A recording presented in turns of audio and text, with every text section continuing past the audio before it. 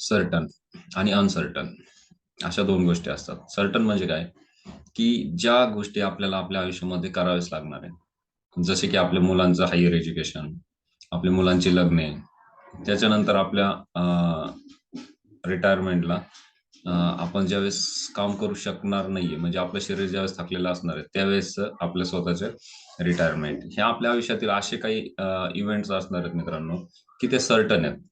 म्हणजे त्याला ऑप्शन नसणार आहे, की ते आपल्याला करावंच लागणार आहे. ठीक आहे. त्याच्या व्यतिरिक्त आपल्या आयुष्यात अशा 3 अनसर्टन गोष्टी असतात. ते कोणत्या? उदाहरणार्थ डेथ, की ज्या गोष्टीवरती आपलं नियंत्रण नसणार आहे. बरोबर ना? त्याच्यानंतर अपंगत्व. अपंगत्वावरती पण कुणाच्या आयुष्यामध्ये काय घडेल आणि कधी एखाद्याला अपंगत्व येईल, मृत्यू येईल. बरोबर ना? आणि इलनेस, क्रिटिकल इलनेस. अशा हे जे काही अनसर्टनिटी आहेत, ते हे सर्टन आणि अनसर्टन या गोष्टी आपण पाहिल्या. मित्रांनो, याच्या सोबतच मला तुम्हाला एक गोष्ट अजून एक शेअर करायला आवडेल, की आपल्या दैनंदिन जीवनामध्ये ना असे खूप लोक आहेत मित्रांनो, की ज्यांना जबाबदाऱ्या आणि स्वप्न यातील फरक समजत नाहीये. हो. जबाबदारी आणि स्वप्न ह्या दोन गोष्टी वेगवेगळ्या आहेत मित्रांनो. जबाबदाऱ्या म्हणजे काय? की ज्या गोष्टी आपण केल्याच पाहिजे किंवा आपल्याला करावंच लागणार आहेत. आणि जर त्या आपण नाही केल्या, तर त्याचं नुकसान हे आपल्याला किंवा आपल्या आप्तजनांना मोठ्या स्वरूपात होणार असतं. त्याच्यानंतर स्वप्न. स्वप्न म्हणजे काय? अशा खूप काही आपल्या आयुष्यामध्ये अशा खूप काही गोष्टी असतात आहे, की त्या आपल्याला घ्याव्या वाटतात आहे, कराव्या वाटतात आहे, मिळवावं वाटतात आहे. उदाहरणार्थ, की बाबा एखाद्याला फॉरेन टूर करायची इच्छा असते आयुष्यामध्ये, मी एकदा तरी फॉरेनला जाऊन येईल. किंवा एखादी गाडी घ्यायची इच्छा असते. तर माझ्या आयुष्यामध्ये मी एकदा तरी मर्सिडीज गाडी घेईल किंवा असं काही पण असू शकतं किंवा एखादा बंगला घेईल. मग राहायला घर आहे. राहायला व्यवस्थित घर आहे, सगळं आहे, वेल सेटल आहे. पण तरी पण मला अजून आयुष्यामध्ये एक 5 एकर, 10 एकर असे वेगवेगळे स्वप्न लोकं पाहतात. ठीक आहे. आणि सांगायचं तात्पर्य काय आहे, की स्वप्न आणि गरजा याच्या स्वप्न आयुष्यभर जर एखाद्या व्यक्तीचं आयुष्य गेलं आणि स्वप्न ज्या गोष्टींचे त्यांनी स्वप्न पाहिलेले होते, त्या स्वप्नांपैकी जर एखादी गोष्ट त्याची आयुष्यभरात पूर्ण नाही झाली, तर असं विशेष असं काही बिघडणारं नसतं किंवा असं काही विशेष बिघडत नाही. परंतु ज्या जबाबदाऱ्या आहेत, याच्यामध्ये जर तो व्यक्ती कुठेही जरी अपयशी ठरला, तर त्याचं नुकसान हे त्याला, स्वतःला अथवा त्याच्या कुटुंबातील लोकांना हे आयुष्यभर सहन करावं लागतं.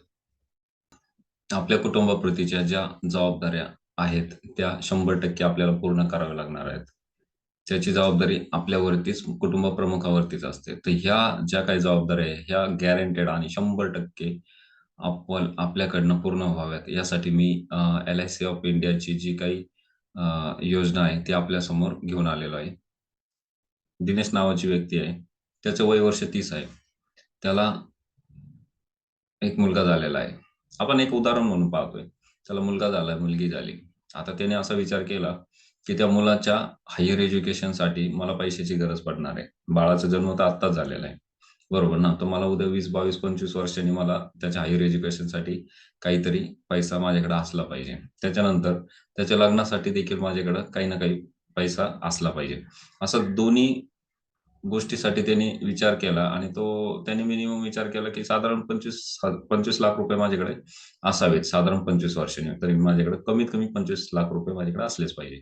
म्हणून त्यांनी ही 25 लाखाची मिनिमम योजना सुरू केली.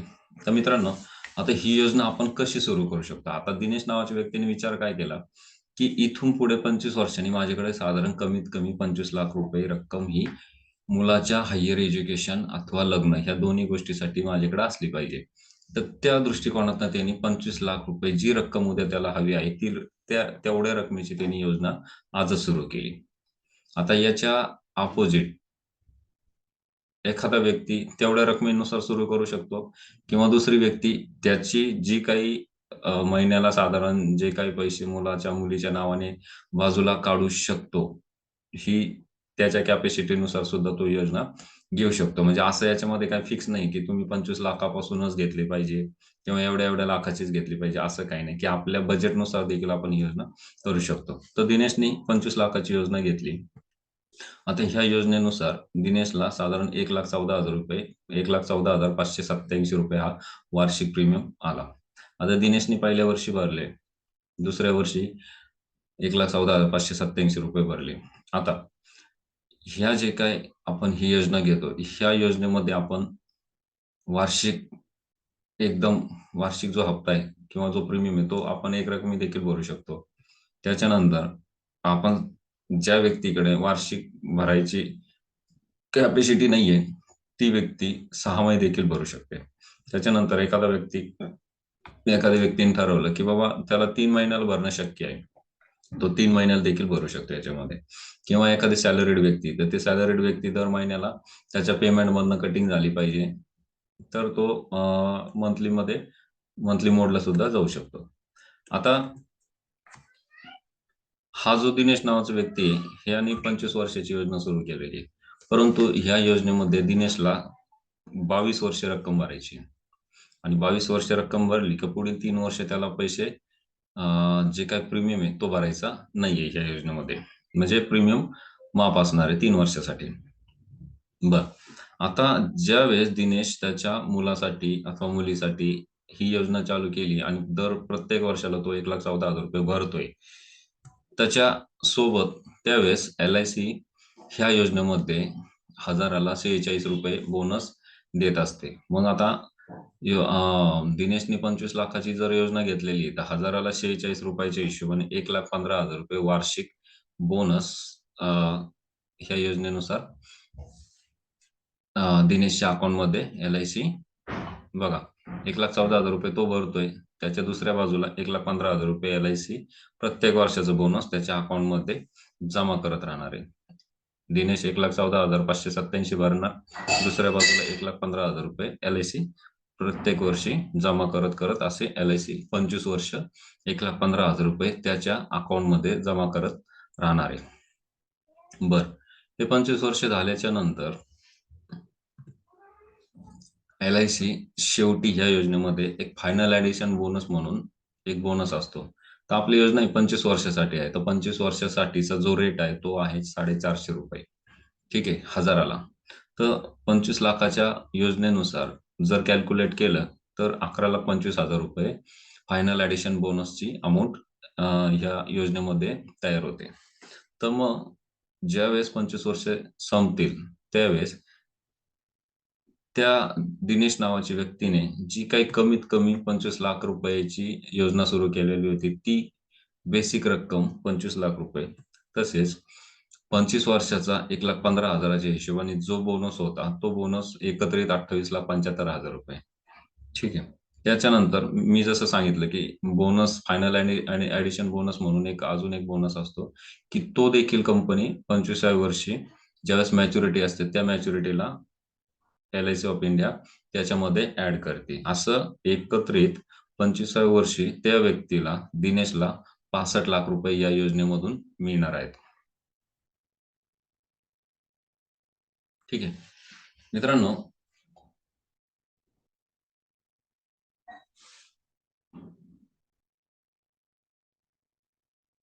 आता दिनेशनी ही योजना सुरू केली. आता ही योजना 25 वर्षाची आहे.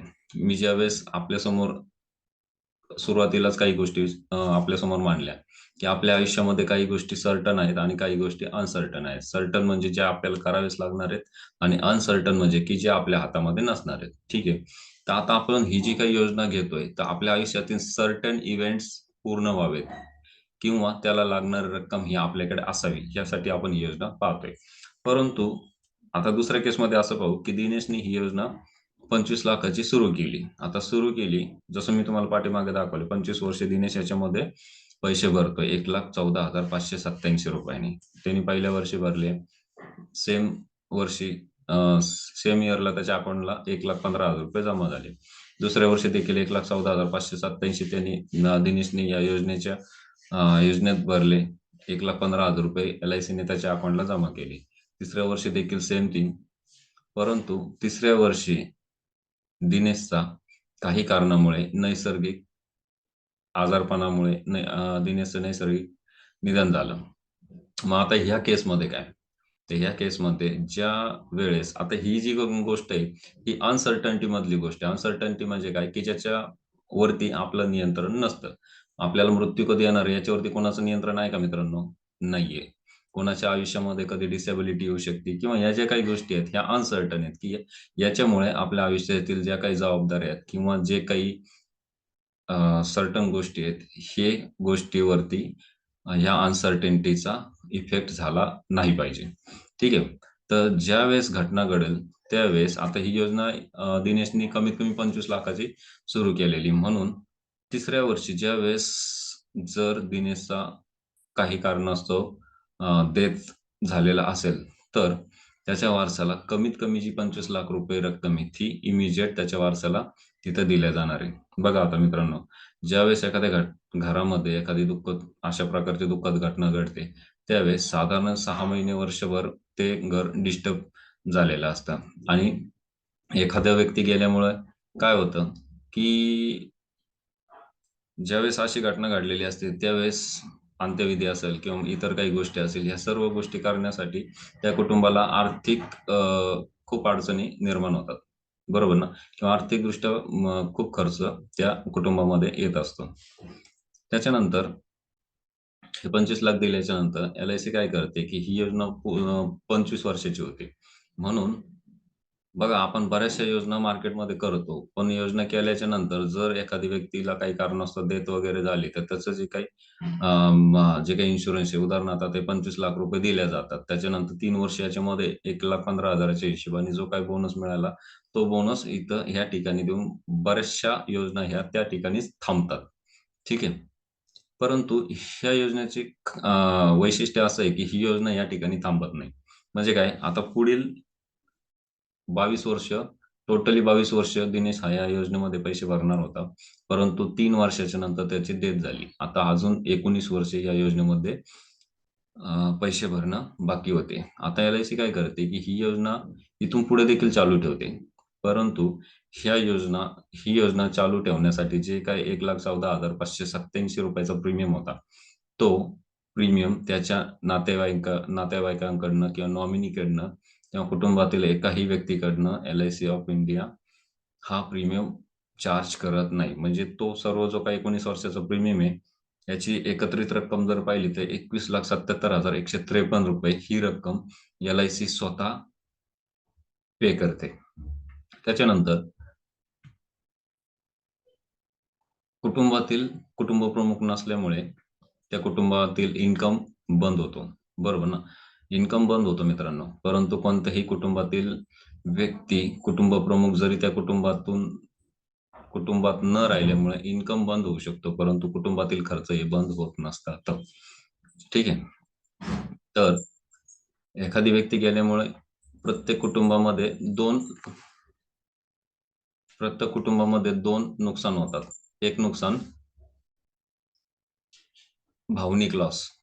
एक लॉस जो असतो त्याला म्हणतात भावनिक लॉस आणि दुसरा जो असतो त्याला म्हणतात फायनान्शियल लॉस. आता भावनिक लॉस म्हणजे काय, की एखाद्या पत्नीचा नवरा एक्सपायर झाला. त्याच्यानंतर एखाद्या मुलीचे वडील गेलेत, एखाद्या भावाचा भाऊ नाहीये, एखाद्या वडिलांचा मुलगा गेलाय. बरोबर ना? आता हे जे काही भावनिक लॉस आहेत, हे भावनिक लॉस आपण भरून काढू शकत नाही. परंतु आर्थिक लॉस भरून काढता येतात. ठीक आहे. तर आता तिसरी जी गोष्ट आहे, की इन्कम बंद होईल, परंतु खर्च चालू राहतील. म्हणून एल-आय-सी काय करते, त्या कुटुंबातील जे काही मुलांसाठी त्या व्यक्तीने योजना घेतली होती, तर त्या मुलांच्या पालन-पोषणासाठी आणि संगोपनासाठी प्रत्येक वर्षाला जेवढ्या वर्षाचं ॲग्रीमेंट होतं, पुढील प्रत्येक वर्षाला ₹2.5 लाख हे प्रत्येक वर्षाला शेवट 25व्या वर्षापर्यंत त्या कुटुंबामध्ये ₹2.5 लाख दर वर्षाला देत राहणार. आपली योजना ही साधारण 25 वर्षाची होती. त्यात 3 वर्ष दिनेशने पैसे भरले आणि 3 वर्षानंतर घटना घडल्यामुळे 25 वर्षातील अजून 22 वर्ष बाकी होती. तर पुढील 22 वर्ष प्रत्येकी ₹2.5 लाख एल-आय-सी त्याच्या कुटुंबाच्या संगोपन मुलांच्या पालनपोषणासाठी आणि संगोपनासाठी प्रत्येक वर्षाला 2.5 लाख रुपये देत राहील. तर अशी 22 वर्षाची जर रक्कम पाहिली तर ही साधारण 55 लाख रुपये ही LIC त्याच्या कुटुंबाला देते मित्रांनो. त्याच्यानंतर सर्वात महत्वाचे की ही योजना ज्या गोष्टीसाठी, ज्या सर्टन इव्हेंटसाठी त्या व्यक्तीने, दिनेशने घेतली होती, तो इव्हेंट 25व्या वर्षी नक्कीच येणार आहे. तो 23-22 वर्षापूर्वी आज त्याच्या कुटुंबामध्ये नाहीये, परंतु त्याचे जे मुलं आहेत ते लहानाचे मोठे होणारच आहेत. त्यांचं हायर एज्युकेशनला ते येणारच आहेत. ठीक आहे, त्यांचे लग्न ही होणारच आहेत, बरोबर ना? परंतु वडील नाहीयेत किंवा दिनेश नसल्यामुळे जर पैशाअभावी, पैसा नाहीये किंवा सर्टन त्या इव्हेंटसाठी लागणारी जी काही अमाउंट आहे ती जर त्या कुटुंबात जर नाहीये, तर दिनेशने ज्या पद्धतीने विचार केला होता त्या पद्धतीने त्यांच्या मुलांचे लग्न अथवा शिक्षण होऊ शकणार नाही. परंतु ह्या योजनेचं खास वैशिष्ट्य असं की मॅच्युरिटीची जी काही 65 लाखाची रक्कम आहे, ही 65 लाखाची रक्कम ह्या योजनेमध्ये 25व्या वर्षी पुन्हा दिली जाणार आहे. जरी कुटुंब प्रमुख हा ह्या योजनेमध्ये कुठेही डेथ झालेला असला तरी देखील मॅच्युरिटीची रक्कम ही तो असतानाही फिक्स आहे आणि तो नसताना देखील फिक्स राहणार आहे. म्हणजे जर आपण पाहिलं की नॅचरल डेथ मध्ये जर पाहिलं त्या दिनेशच्या डेथ तिसऱ्या वर्षी काही कारण नॅचरली तो डेथ झालेला आहे, तर त्या ठिकाणी त्याला सुरुवातीला 25 लाख रुपये देण्यात आलेले त्याच्या कुटुंबाला. त्याच्यानंतर पूर्ण जे काही 19 वर्षाचा जो प्रीमियम आहे तो सर्व प्रीमियम LIC ऑफ इंडियाने स्वतः बेअर केलेला आहे, स्वतः पे केलेला आहे. त्याची रक्कम पाहिली तर साधारण 21,77,153 रुपये रक्कम ही LIC ऑफ इंडियाने स्वतः भरलेली आहे. त्याच्यानंतर त्याच्या मुलांच्या पालनपोषणासाठी आणि संगोपनासाठी प्रत्येक वर्षी 2.5 लाख रुपये असे 22 वर्षाचा जर कॅल्क्युलेट केलं तर 55 लाख रुपये त्याच्या नॉमिनीला दिला जातो. त्याच्यानंतर सगळ्यात महत्वाची गोष्ट की मॅच्युरिटीला, सर्टन इव्हेंटला जी रक्कम त्या व्यक्तीकडे हवी होती, तो व्यक्ती नसताना देखील ही मॅच्युरिटीची जी काही 65 लाख रुपये रक्कम आहे, ही रक्कम त्याच्या नॉमिनीला राईट टाइम म्हणजे 25व्या वर्षी ही नॉमिनीला पुन्हा दिली जाणार आहे. जर आपण एकत्रित जर कॅल्क्युलेट करून पाहिलं तर साधारण 1,66,77,153 रुपयाचा फायदा त्या कुटुंबाला त्याच्या फायदा त्याच्या कुटुंब प्रमुखाच्या अनुपस्थितीमध्ये दिला जाणार आहे. आणि एकत्रित जर मिळणारी रक्कम पाहिली तर 1,45,00,00,000 रुपये या सर्व प्रकारामधून ह्या सर्व मिळणाऱ्या रकमेचं कॅल्क्युलेशन केलं तर त्या फॅमिलीमध्ये 1,45,00,000 रुपये रक्कम ही दिली जाणार आहे. बरं, दुसऱ्या केसमध्ये समजा हा व्यक्ती ऍक्सिडेंट मध्ये डेथ झालाय, की ज्या ठिकाणी पहिल्या केसमध्ये आपण पाहिलं की तो नॅचरली डेथ झाला, आता सेकंड केसमध्ये तो ऍक्सिडेंटली डेथ झाला. ठीक आहे, तर LIC ज्या पद्धतीने नॅचरल डेथ मध्ये 25 लाखाची पॉलिसी होती, तर त्या ठिकाणी पहिल्या केसमध्ये 25 लाख रुपये दिले, तर ऍक्सिडेंटच्या केसमध्ये 25 लाखाऐवजी डबल दिले जातील, म्हणजे 50 लाख रुपये दिले जातील. आणि पुढील जे काही प्रीमियम आहे ते आपण मागच्या केसमध्ये पाहिलं की 19 वर्षाचे जे काही प्रीमियम आहे ते पूर्णचे पूर्ण LIC पे करणार आहे. योजना तिथून पुढे देखील चालूच राहणार आहे. त्याच्यानंतर तिसरा भाग काय की प्रत्येक वर्षाला त्या कुटुंबातील नॉमिनी जो असेल त्या नॉमिनीला कुटुंब सर्व्हायव्हलसाठी 2.5 लाख रुपये हे प्रत्येक वर्षाला अशी पुढील 22 वर्षासाठी ची जी काही रक्कम आहे ही ह्या योजनेमध्ये दिली जाणार आहे. आणि सर्वात महत्वाचं की मॅच्युरिटीची जी 65 लाखाची रक्कम आहे किंवा मॅच्युरिटीची जी काही अमाऊंट आहे ती अमाऊंट ह्या कुटुंबातील नॉमिनीला पुन्हा दिल्या जाणार आहे. म्हणजे नॅचरल आणि ऍक्सिडेंट डेथ मध्ये फरक काय आला की नॅचरली डेथ मध्ये जी काय बेसिक पॉलिसीची जी काही रक्कम आहे म्हणजे 25 लाख रुपये ही दिल्या जाणार आहे. आणि ऍक्सिडेंटल डेथ मध्ये काय आहे की 25च्या डबल जेवढी काय असेल, ठीक आहे ना. मग 25 लाखाची घेतलेली असेल योजना तर 50 लाख रुपये दिले जाते. 20 लाखाची योजना घेतलेली असेल तर 40 लाख रुपये दिले जाते. अशा पद्धतीने इमिजिएट ज्यावेळेस घटना घडते त्या कुटुंबामध्ये त्यावेळेस ती रक्कम नॉमिनीला दिली जाणार आहे. सेकंड थिंग काय की पुढील जे काही प्रीमियम आहे ही योजना चालू ठेवून योजना सुरूच राहणार आहे, परंतु त्याचे प्रीमियम हे LIC ऑफ इंडिया स्वतः भरणार आहे. तिसरी गोष्ट काय आहे की त्या कुटुंबाच्या सर्व्हायव्हलसाठी एल-आय-सी ऑफ इंडिया प्रत्येक वर्षाला ₹2.5 लाख असे पुढील जेवढे वर्ष बाकी असतील. आता आपल्या केसमध्ये 22 वर्ष बाकी आहेत, तर 22 वर्ष एल-आय-सी 55 टोटली ₹55 लाख या कुटुंबाला देणार आहे, प्रत्येकी 2.5 लाखाच्या हिशोबाने. आणि मॅच्युरिटीची जी काय अमाउंट आहे, ती अमाउंट ही पुन्हा एकदा 25व्या वर्षी त्या कुटुंबाला दिली जाणार आहे. ठीक आहे. तर ॲक्सिडेंट डेथमध्ये जर पाहिलं तर आपण टोटल बेनिफिट हा ₹1,91,77,153 दिला जाणार आहे. आणि मिळणारी टोटल रक्कम जर पाहिली ह्या सगळ्या प्रकारातून, तर ₹1,70,00,000 ही टोटल रक्कम त्या कुटुंबियांना मिळणार आहे. ठीक आहे. तर मित्रांनो, ही योजना एल-आय-सी कडील इतर सर्व योजनांमधील खूप बेस्ट योजना आहे. एल-आय-सीच्या सर्वच योजना बेस्ट आहेत. परंतु ह्या योजना आपल्याला वेगवेगळ्या गरजेनुसार, वेगवेगळ्या हेतूनुसार घ्याव्या लागतात. ठीक आहे. प्रत्येक योजनेचे फीचर्स हे वेगवेगळे आहेत.